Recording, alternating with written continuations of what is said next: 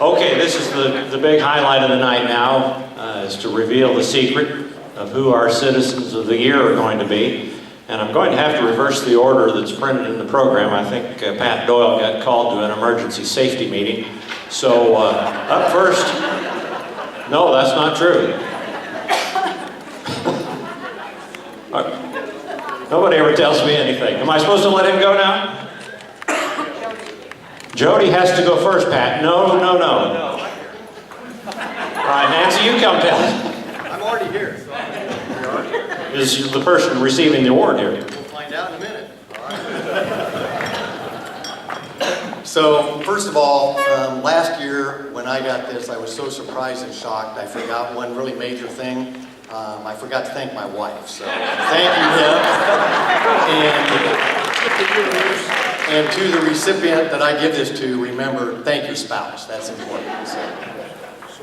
So the recipient of our first Citizen of the Year award certainly fits that description. He is indeed an outstanding citizen of our community, and he has served the community generously. He was born in a small Iowa town in the late 1950s and grew up on an Iowa farm, doing the things that young men and farm families do. I wouldn't know, I grew up in town. So.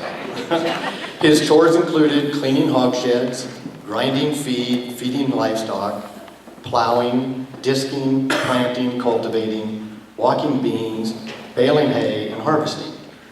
He enjoyed traveling with his family, reading, swimming, and caring for his pets, gerbils, fish, and dogs. In high school, he participated in band, choir, speech team, drama club, and track, and also 4-H. Sounds pretty typical for a good Iowa kid, right?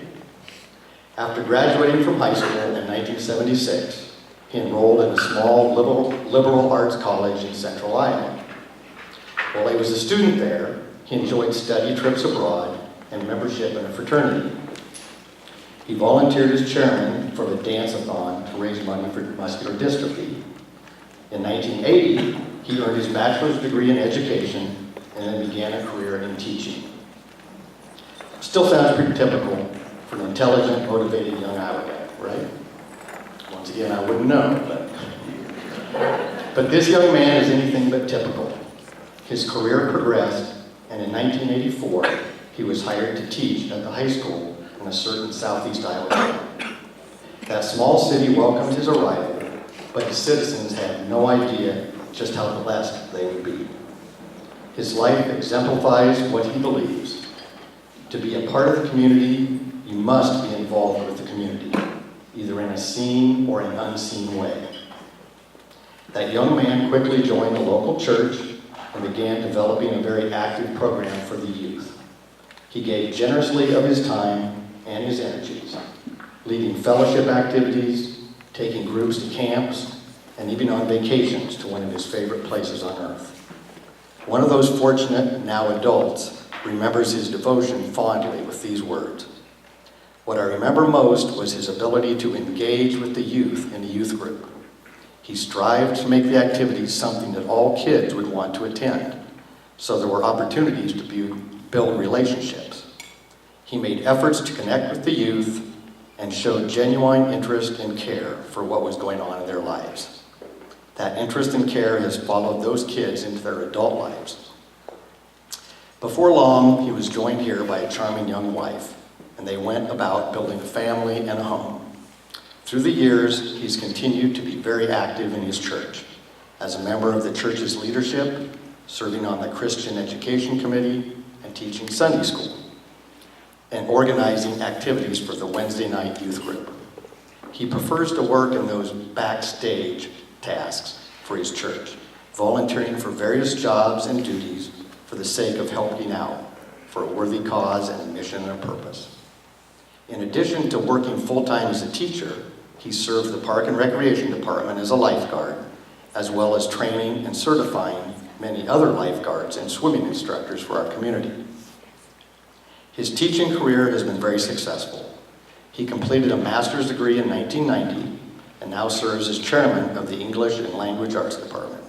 He works tirelessly to ensure a quality learning environment and experience for all the students of our district. He's exacting and sets high standards for his students. His efforts are recognized and appreciated. He was named Fairfield's Teacher of the Year in 1997, and in 2008, he earned National Board Teaching Certification, once again setting very high examples for his students. At last count, he's been directly or indirectly involved in the education and development of at least 5,000 members of our community, including some of us, our children, and possibly by now a few grandchildren.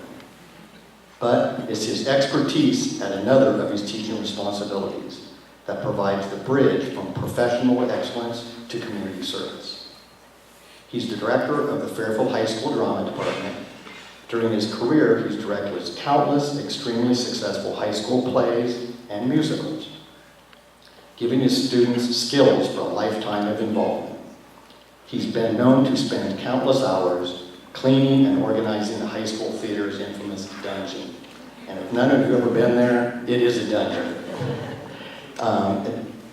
He's amassed a collection of costumes and props likely unrivaled in eastern Iowa and beyond. He's very willing to go into the dungeon to provide creative costuming for any community member who has a need for one. He has also used his drama productions to raise money and awareness for different community and national-worthy causes. From the beginning of his career in Fairfield, he shared his love of theater with all of us. Early on, he offered summer drama workshops for elementary-age students. And then, 26 years ago, he began a relationship with the Fairfield Area Community Theater. And our community has been so much better for it. This is where he gets front stage billing. He facilitates, coordinates, and directs community members to produce dramatic shows or a full-scale musical. And he does so expertly, skillfully, tactfully, and patiently, and with a fantastic sense of humor also. He knows exactly which actor to put into what role to create a great cast and how to put together a great crew to create a great production. His passion and his motivation are best expressed in his own words. I like doing this because I can create a venue for those community members who want to be in a show to have a fun and unique theater experience. Many of those in our shows have never been in a production. So through hard work and lots of fun, our community theater group has produced nearly 50 shows since its revival 25 years ago. And I've directed all but 5 of those shows. We've had casts as large as 150 to those with less than 10. But because we produce pure and true community theater, we are supported by the community itself. It has been said that those who can do, and those who cannot teach. Our honoree proves that there's indeed a third category for a very select few, which is those who can and do it all. He leads by example, he focuses on the positive, he moves to action when others only talk. He's a true gentleman and maintains a level of civility that's rarely been unseated. So much more could be said. But perhaps most important, he's been married to Tricia for 26 years, is a father of 4 great kids, and we're so very grateful that he chose this community as his home. I'm pleased to introduce a truly outstanding citizen, Scott Slechta.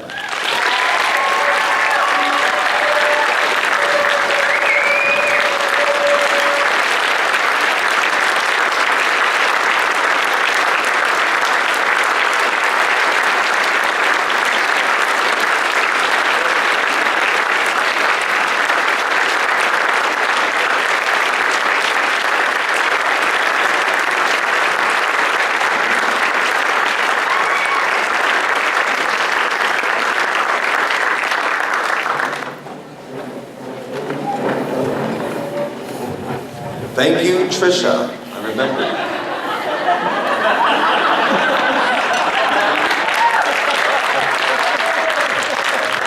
Number 2, since you're all here tonight, I'll see you tomorrow or Sunday afternoon at the high school.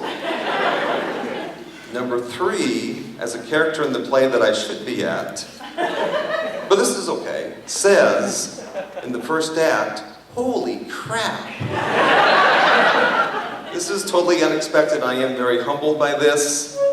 I do what I do because I'm a part of Fairfield since 1984. So I do appreciate those people who have always supported me, who have always been a part of my life since I've come here, who've always supported what I've done, the programs that I've done, supported my wife, my family, my friends, and I am humbled by this. This was totally unexpected. Darian kidnapped me away from the production.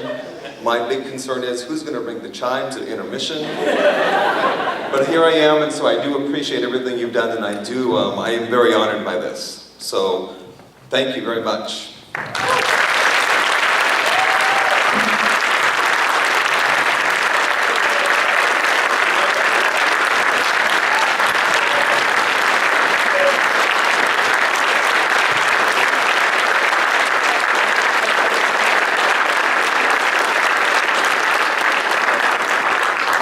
Thank you, Scott, for the costume, too. I really appreciate this. The best thing I liked about that introduction was when Pat described someone born in 1959 as being a young man. I really